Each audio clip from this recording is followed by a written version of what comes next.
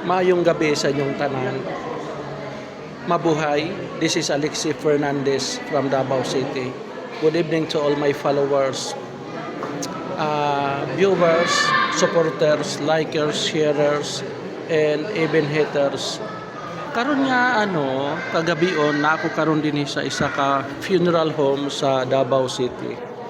Di na ako pwede isulti kung sa nga lugar, kung sa nga funeral homes. Nag-visit ko sa isa na ko ka amigo kay ang iyang mama nag-pass away lang last week. For 4 years we did not see each other. So happy ko karon, but at the same time sad just because his mother has passed away. Naging close ko na rin sila. This one, ito siya. Ito siya.